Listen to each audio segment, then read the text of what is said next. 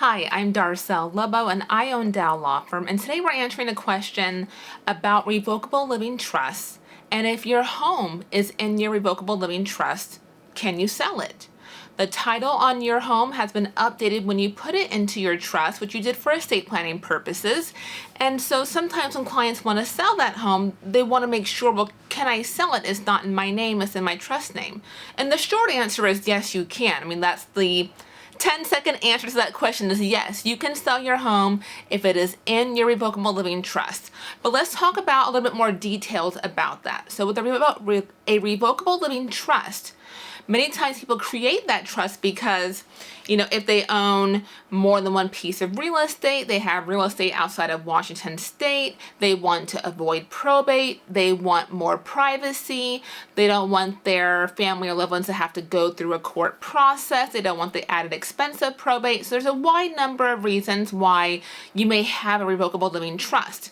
And when you create that trust, in order for it to work, it has to own the assets. And so for any real estate that you own, it should be in your trust, unless you have it in an LLC or corporation and is otherwise handled. But you shouldn't have any real estate in your personal name once you've created a trust.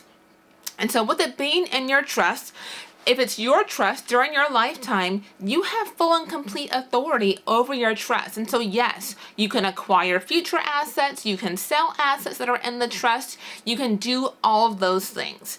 And so if you're your own trustee, then you'll have that authority.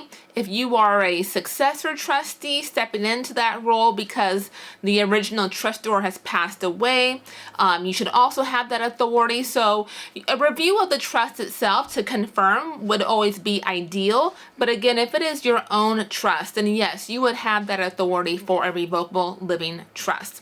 And so when you go to list the home for sale, if you're using a real estate agent, they will send the property information to a title and escrow company, and they will pull what is called a preliminary title report.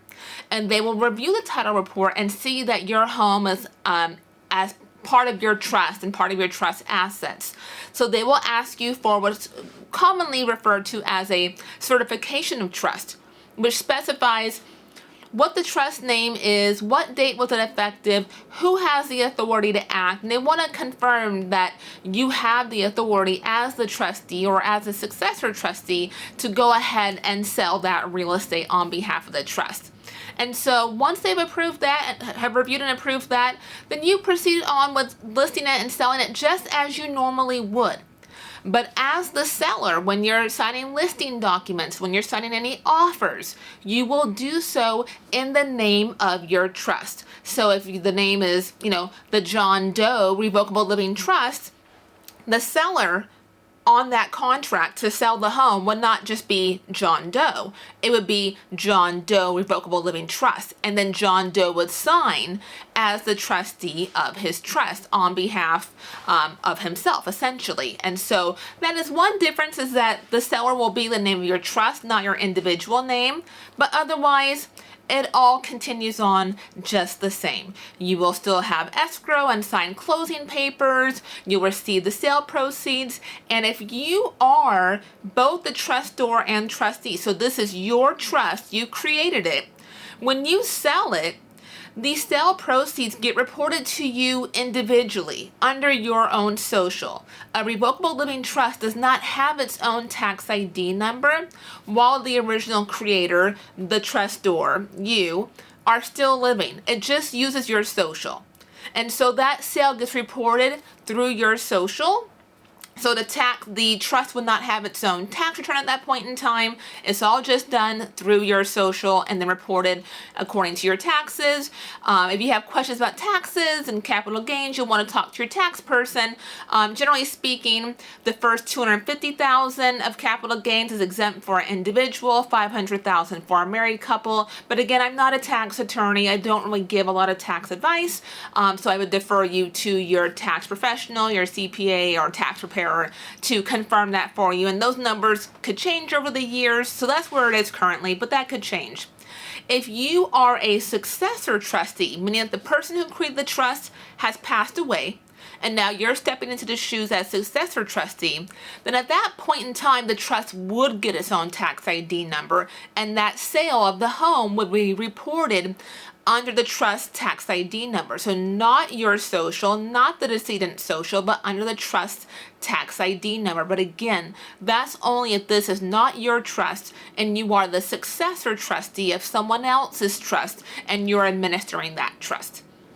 And so depending on, again, if it is your trust or if you are the successor trustee, how those sale proceeds get distributed are going to be different. If it is your trust during your lifetime, the sale proceeds just go to you.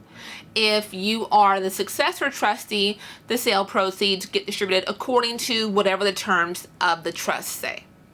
So in either scenario, if you have questions about your trust, about selling a home in a trust, and if it's in Washington State, I'm only licensed in Washington State. As much as I would like to help clients across the country, I'm only licensed in Washington State. So if you have a trust in Washington State and you have questions about selling your home, if you're considering forming a trust and would like to, talk to an attorney to answer some questions for you and decide if that's a good option for you for your estate plan, I'd be happy to speak with you. Our number is 206-408-8158. You can text us, you can call us, you can visit us online at dowlawfirm.com, and I'll have all that linked below for you so you have that information. And so again, if you need help with your estate plan or some residential real estate, I'm Darcel Lobo. I own Dow Law Firm, and I'd be happy to help you. Thank you.